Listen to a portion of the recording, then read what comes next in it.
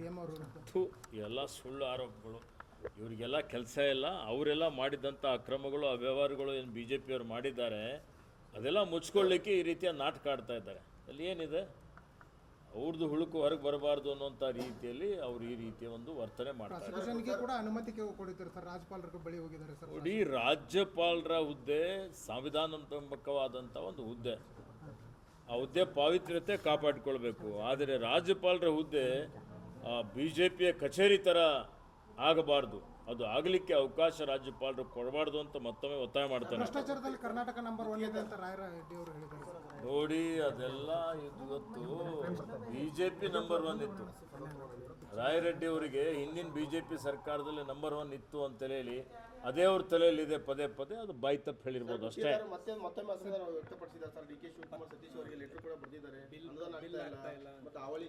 ನೋಡಿ, ಇದೆಲ್ಲ ಏನಾಗಿದೆ, ಭಾರತೀಯ ಜನತಾ ಪಕ್ಷದ ಸರ್ಕಾರ ಆಡಳಿತದಲ್ಲಿದ್ದಂಥ ಸಂದರ್ಭದಲ್ಲಿ ಅವರು ಸಾವಿರಾರು ಕೋಟಿ ರೂಪಾಯಿ ಇವತ್ತದೆ ಆರ್ಥಿಕ ಅನುಮೋದನೆ ಇಲ್ಲದೆ ಹಣ ಅದಕ್ಕೆ ಮೀಸಲಿಡದೆ ಅವರು ಅನುದಾನ ಖರ್ಚು ಅದಕ್ಕೆ ಟೆಂಡರ್ ಮಾಡಿದ್ದಾರೆ, ಕಾಮಗಾರಿ ಮಾಡಿಸಿದ್ದಾರೆ. ಹೀಗಾಗಿ ಇವತ್ತು ಇವೆಲ್ಲ ಸಮಸ್ಯೆಗಳಾಗ್ತಾ ಇದೆ. ಬಿಜೆಪಿ ಜನಾಕ್ರೋಶ ಮಾಡ್ತಿದೆ ಸರ್. ಕರ್ನಾಟಕ ಕೇಂದ್ರ ಸರ್ಕಾರದ ವಿರುದ್ಧ ಮಾಡಲಿ, ಬೆಲೆ ಏರಿಕೆ ಬರಲ್ರಿ. ಇವತ್ತು ಬೆಲೆ ಏರಿಕೆ ಕೇಂದ್ರ ಸರ್ಕಾರ ಮಾಡಿದ್ದು ಗೊತ್ತಾ ನಿಮಗೆ? ಮೊನ್ನೆ 50 ರೂಪಾಯಿ ಜಾಸ್ತಿ ಮಾಡಿದ್ರಲ್ಲ, ಮಾಡಿಲ್ಲ ಬೆಲೆ ಏರಿಕೆ?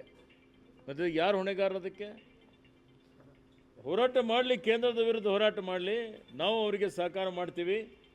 ಯಾರು ಬೇಡ ಅಂದ್ರೆ ಅವರಿಗೆ ಇವತ್ತು ಪೆಟ್ರೋಲ್ ಬೆಲೆ ಹೆಚ್ಚಿಗೆ ಮಾಡಿದ್ರು, ಡೀಸೆಲ್ ಬೆಲೆ ಹೆಚ್ಚಿಗೆ ಮಾಡಿದ್ರು, ಅಡುಗೆ ಅನಿಲ ಸಿಲಿಂಡರ್ ಬೆಲೆ ಹೆಚ್ಚಿಗೆ ಮಾಡಿದ್ರು, ಎಲ್ಲ ಜೀವನಾವಶ್ಯಕ ವಸ್ತುಗಳ ಬೆಲೆ ಹೆಚ್ಚಿಗೆ ಮಾಡಿದ್ರು. ಯಾರು ಮಾಡಿದ್ದು? ನಾವು ಮಾಡಿದ್ದೇವ?